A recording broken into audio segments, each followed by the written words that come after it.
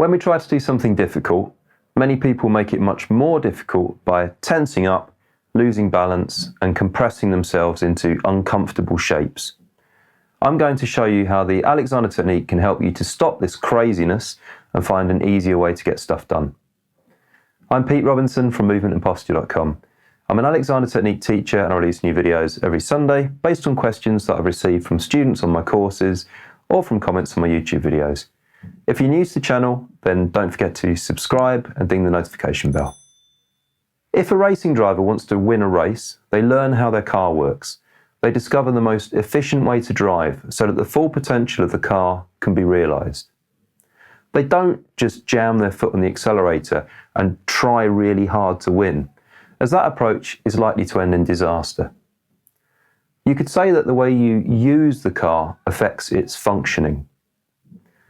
This is such an obvious statement, but when you look at how people use themselves in various activities, it becomes apparent that this simple idea is often not being applied. For example, someone is working towards a deadline on the computer, which is really stretching their performance and ability to its limits. You'd think that they would sit in a way that's balanced and use themselves in the most efficient way possible so that they can maximize their potential. But no, they just try hard.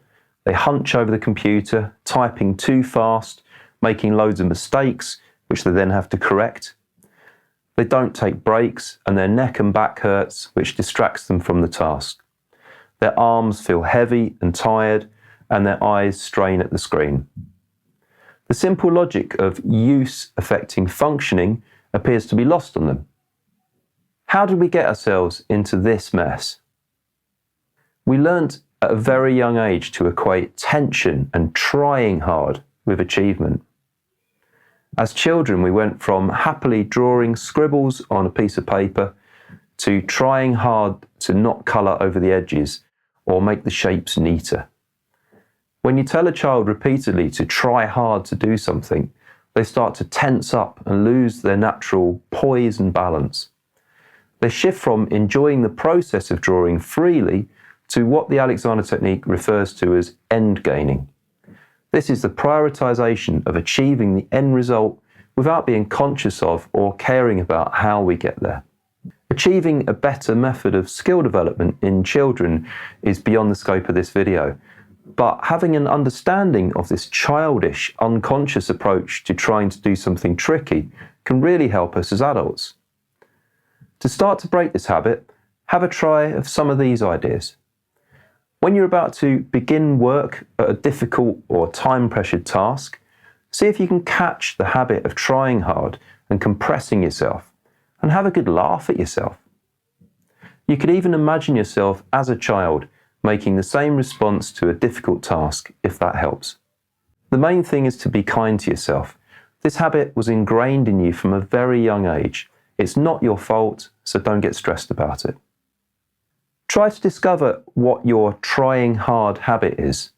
Does it involve poking your head forwards, holding your breath, crossing your legs, staring too hard?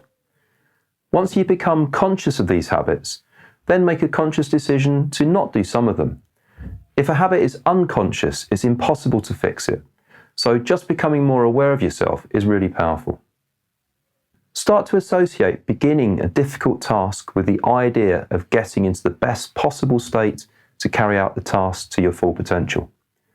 Just as a Formula One team know the setup of the car and driver is crucial to winning a race, start to bring the same idea to yourself. So if you're about to start a difficult task, take a few seconds to prioritise balance and poise in the chair. Have the expectation that you'll be keeping yourself in the best possible state as you work. Start to embody an understanding of the idea that the way you use yourself will affect the way that you function. And move away from the childish idea that trying hard is the best way to succeed.